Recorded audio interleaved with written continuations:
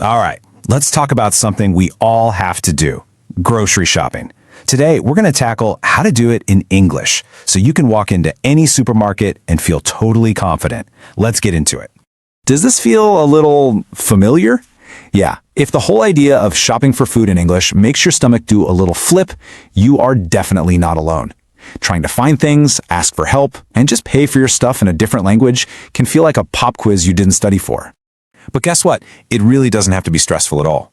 We're going to break it all down, piece by piece, and turn what feels like a chore into a really great chance to practice your English. So where do we start? Well, the most important part of your shopping trip actually happens before you even leave the house. Seriously, a little bit of prep is the secret to making the whole thing go smoothly. Okay, this checklist might seem super simple, but trust me, it's a game changer. First, write your list in English. This forces you to learn the exact words you're going to need. Then, group your items together by section. You know, all the dairy stuff together, all the veggies together. It saves you from running all over the store. And the last step? Say the words out loud. It feels a little silly, but it's like a mini rehearsal. Think of almost any big supermarket like a map, right? They usually have a similar layout. You've got produce for all your fresh fruits and veggies, dairy is where you'll find the cold stuff like milk, cheese, and eggs, and pantry items are all the things that don't need to be refrigerated like pasta or snacks. Just knowing this basic map in your head makes any store feel way less intimidating.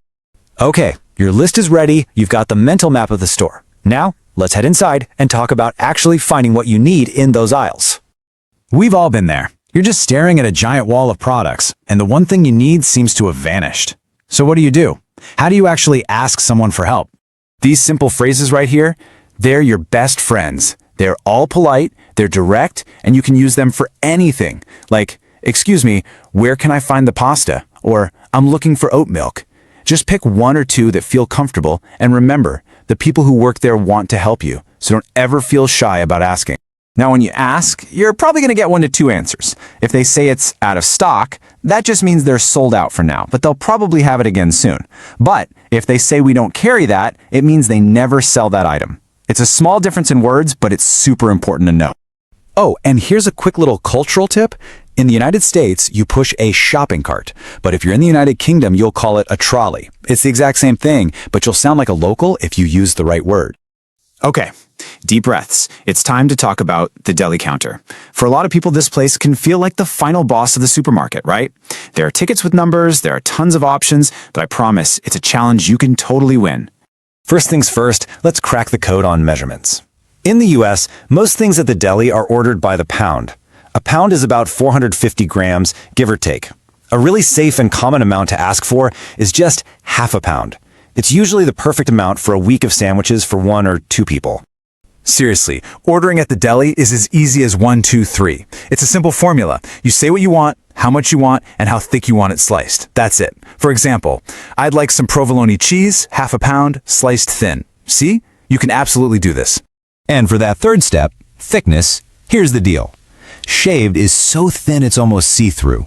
Thin is pretty much your standard perfect for a sandwich slice. And thick is, a heartier cut. A lot of times, they'll even slice one piece and show it to you to ask if it looks okay.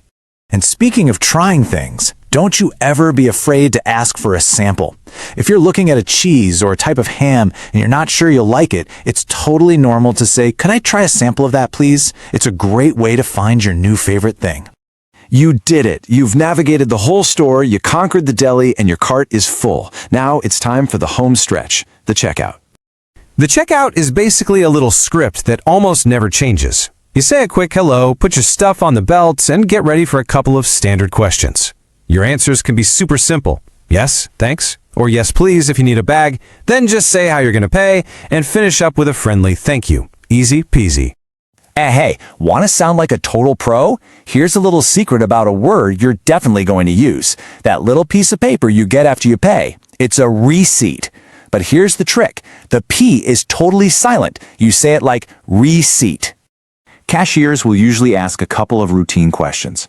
Do you have a loyalty card? Is a really common one. If you've got one, have it ready. If you don't, a simple no thank you is the perfect answer. It's all just friendly small talk, nothing to stress about. And just like that, you've made it through the entire trip. You've turned something that might have been stressful into a total success. So let's just recap the tools that are going to help you do this with confidence every single time. The main thing to remember is that preparation is everything. Being polite with please and thank you goes a long, long way. And asking for help is not a weakness, it's smart. If you don't understand what someone said, it is always okay to ask them to say it again. Every single trip to the store is just another victory and another chance to practice. And remember the power of just one. That's all it takes. Just one shopping trip where you feel successful and confident. That's enough to break through that wall of anxiety. I promise. The second trip will be easier, and by the third, you'll be a pro.